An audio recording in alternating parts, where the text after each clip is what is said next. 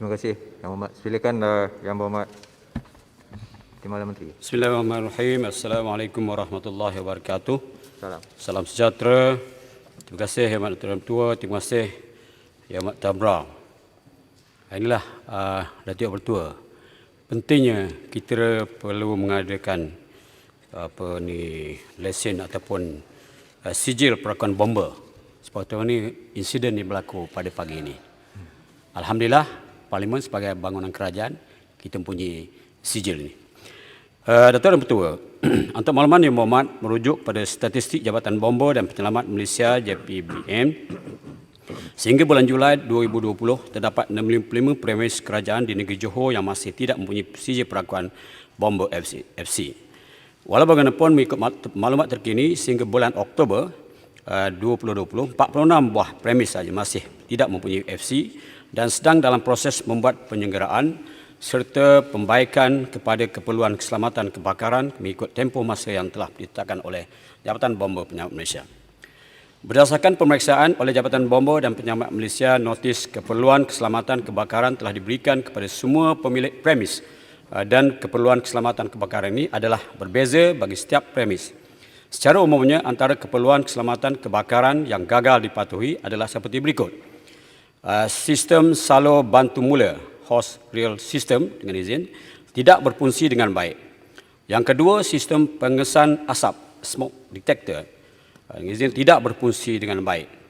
Yang tiga, sistem penyembur air automatik atau sprinkler system juga tidak dipasang secara menyeluruh.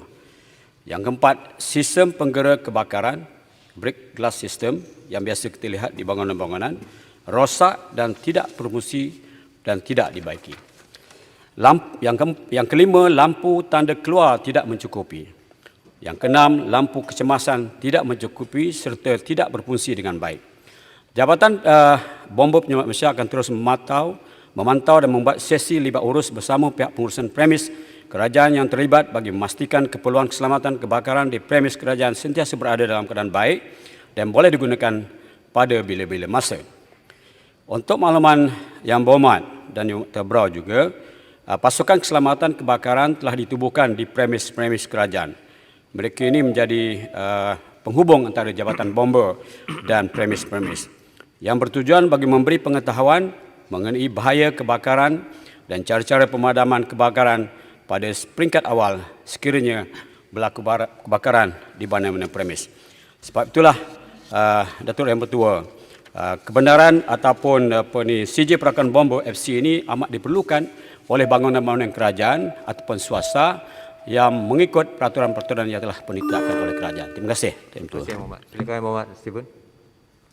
Terima kasih Datuk Yang Bertua. Saya ingin bertanya. Jadi Timbalan Menteri saya jawab dia mengesahkan bangunan di Parlimen atau CUFC. Saya harap ini adalah betul. Kerana saya mendapati keadaan di kawasan saya pun ada banyak bangunan yang tidak mematuhi syarat-syarat FC dan punca masalah kebanyakan adalah sebab peruntukan untuk membina bangunan datang daripada Jabatan Perdana Menteri atau Kementerian terus.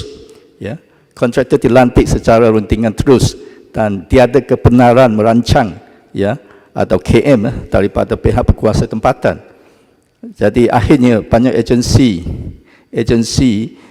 yang akan menyokong bangunan selamat atau tidak enggan memberi sokongan untuk dapatkan CCC.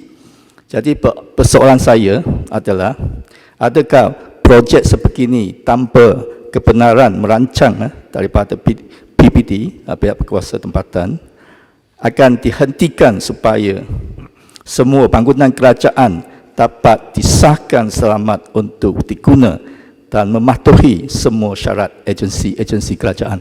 Terima kasih. Terima kasih Yang Berhormat. Silakan Yang Berhormat Timbalan Menteri. Terima kasih Yang Amat Datuk Bertua. Terima kasih Yang Amat Terberau. Bagi kita bawah agensi Kementerian Perumahan Kerajaan Tempatan dan juga Jabatan Bomba kita tidak memberikan tolak ansur dalam perkara ini. Walau apa cara pembangunan itu dibina, sama ada secara selective tender ke direct nego ke whatever apa sistem yang gunakan. Namun technical aspect yang perlu diperhatikan yang melibatkan beberapa agensi teknikal dalam penyediaan bangunan-bangunan tidak boleh ditolak ansur. Sebab itulah Datuk Mentua, kita masih ada lagi beberapa bangunan kerajaan yang dalam proses mendapatkan sijil kebombaan ini di Johor dan seluruh negara. Namun kita sentiasa berhampingan dengan mereka dan suka saya maklumkan tidak begitu mudah untuk kita membina tanpa kebenaran jabatan-jabatan nikah yang antaranya bomba, polis, JKR, kesihatan dan sebagainya. Dan andai kata di bawah Seksyen 33 ini, katalah suatu premis itu melanggar peraturan ini, maka jika tidak perlakuan bomba berkuasa berkenaan dengan mana-mana premis ditetapkan, maka pemunyi premis tak kira siapa tersebut melakukan satu kesalahan dan boleh apabila disabitkan didenda tidak melebihi RM50,000 atau dipenjara selama tempoh tidak melebihi 5 tahun atau kedua-duanya sekali. Jadi kita tidak ada tolak ansur yang muat. Terima kasih banyak. Terima kasih.